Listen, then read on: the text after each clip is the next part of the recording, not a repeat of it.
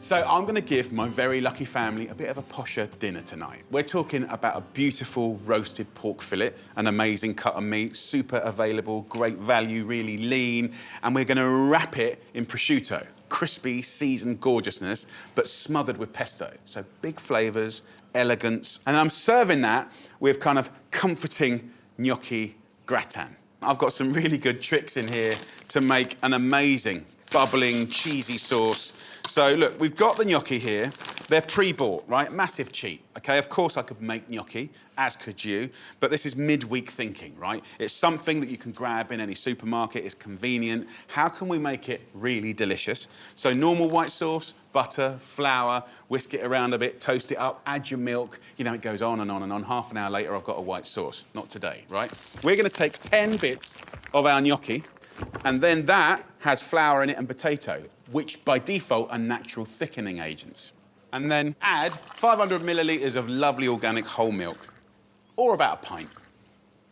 And then a little handful of Parmesan. But if you haven't got Parmesan, cheddar, of course, will do, or any nice cheese that will ooze. And you can blend the cheeses if you want, actually. Loads of options here in this recipe. So this nice big handful of Parmesan goes into the liquidizer, and it's the best cheat ever.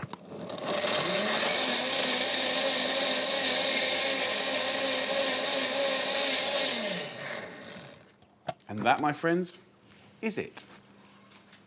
A beautiful cheats white sauce. And what I'll do is I'll put this straight into a pan here, like that. I'm gonna take the gnocchi, right? By putting them into this, we're softening them up in a lovely, creamy, delicate sauce. So all we do is put that on like a medium-high heat, let that start to simmer, okay? And also this pan can go in the oven, right? So start it here, gratinate it there. Gratinating is when it goes golden and cheesy on the top. Beautiful.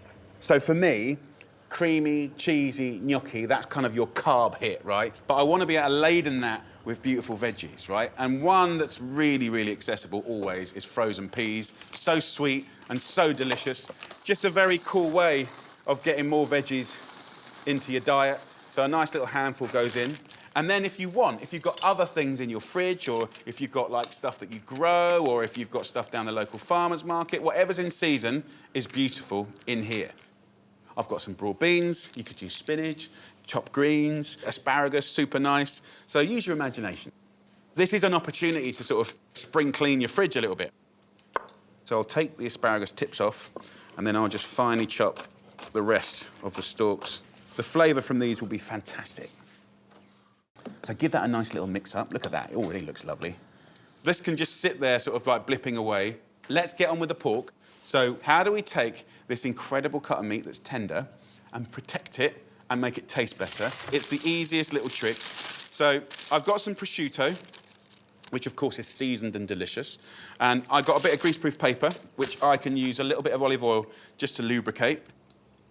And then create a little landing pad for this pork. The prosciutto will create texture and seasoning and also protect the pork fillet, which is quite lean. So I'll take some of that prosciutto and just lay it out on here. Create a little sheet of the prosciutto. And if you've got a little hole, you can kind of patch it up, right? It's all good. I do recipes from the perspective of someone that's got chaos with family at home. You know, in a way, one of your rewards for working hard is a delicious meal. So there's your prosciutto landing pad. Then I want to flavour it. Now, if I'm busy in the week, I'll just grab a little jar of pesto, right? Rattle it on there, extra flavour, extra seasoning. But I thought I'd take this opportunity to show you how to make pesto, because I think that a lot of people will be surprised how bloomin' simple it is. The pesto that we think is pesto is actually a pesto genovese, right? Which is basil, pine nuts, garlic, and Parmesan, right? And sometimes some boiled potato, olive oil, and it's a beautiful paste, pesto paste. But actually in Italy, there's hundreds of pestos with different herbs, different nuts, different cheeses. It's very regional. It's a brilliant expression of a useful ingredient. You can have it, of course, on pizza, on bruschetta. You can have it, you know, in things, on things. That's why we love it. So I take a bunch of basil, and I just literally rip the basil off into there like that. Even a bit of stalk, I'm fine with. A nice little pinch of salt, and then pound it up. It takes seconds.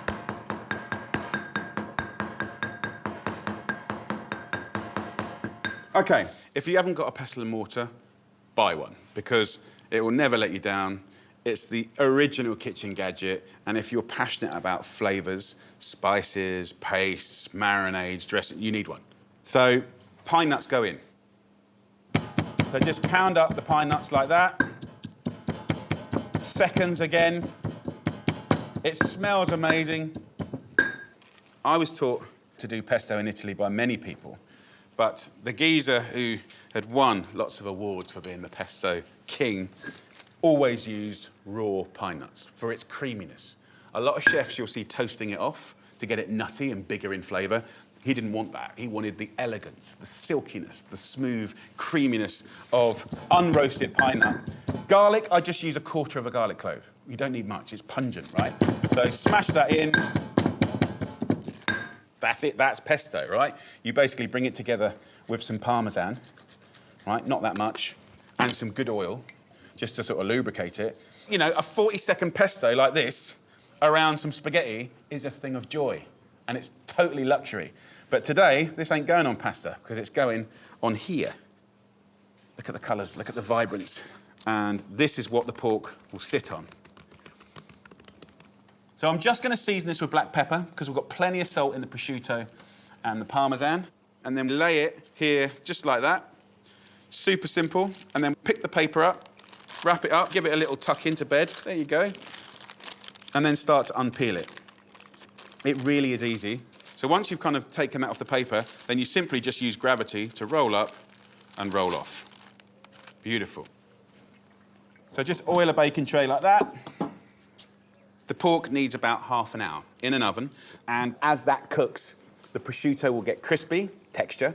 The fat from it will start melting and basting that lovely lean cut of pork fillet, and then inside all the time, wrapped in there, clinging to it, is that lovely, beautiful, perfumed pesto. It's a great combo. Now let me just wash my hands. What I want to do now is just finish this gratin with a little bit of Parmesan, just a little bit, and that will give you that nice, crunchy, golden, cheesy top. And then both of them go in the oven at 220 degrees Celsius. So this goes in the top, and then this pork fillet goes on the bottom. And that way, it's going to fry from the bottom and roast from the top. Can't wait to show you it. Half an hour.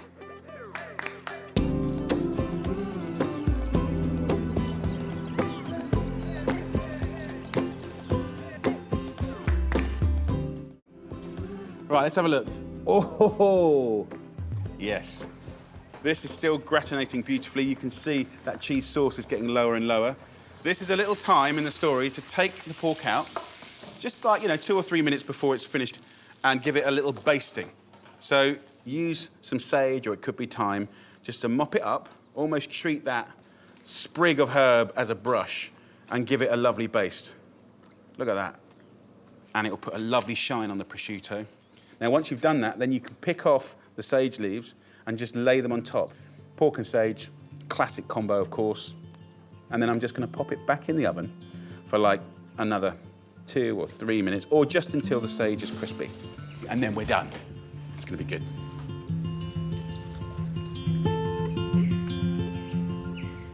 The smells in here are amazing. And anyone that can smell it in the house knows good things are about to happen.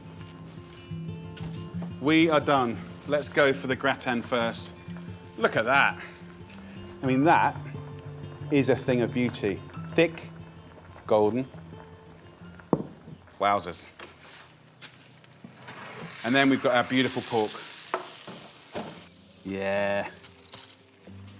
Look at that. I love how this prosciutto's gone crispy and golden. But look, let's portion some up. Let me have a little try. Have a little look at that. You can see the crispy prosciutto, the outer flavouring of the pesto, and just juicy pork. Really, really nice. It's dripping. So I would just take a nice spoon of this gratin,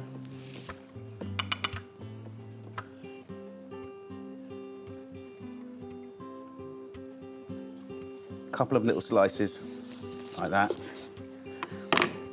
Absolutely beautiful. Just whack it on top.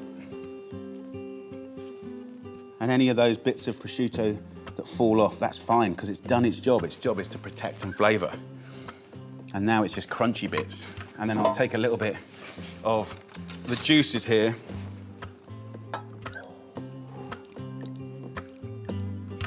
So good.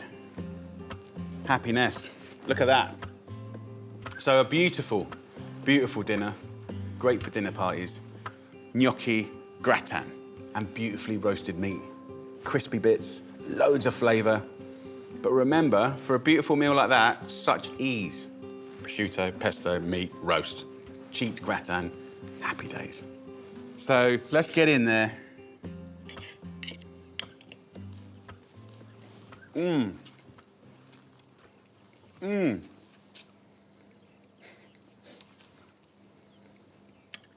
Like the gnocchi, the way we've cooked that, they're soft, they're spongy, they're silky, and the sauce we've made is so like sticky.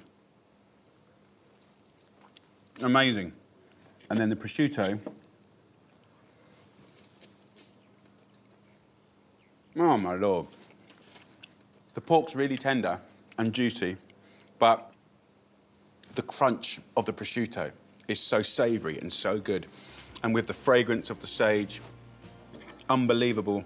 I think the pesto does the most brilliant job of sticking the prosciutto to the pork in style. It's a dish that makes you feel really proud. It's simple, but it kind of comes across as being flashy. Go on, you've got to have a go at that.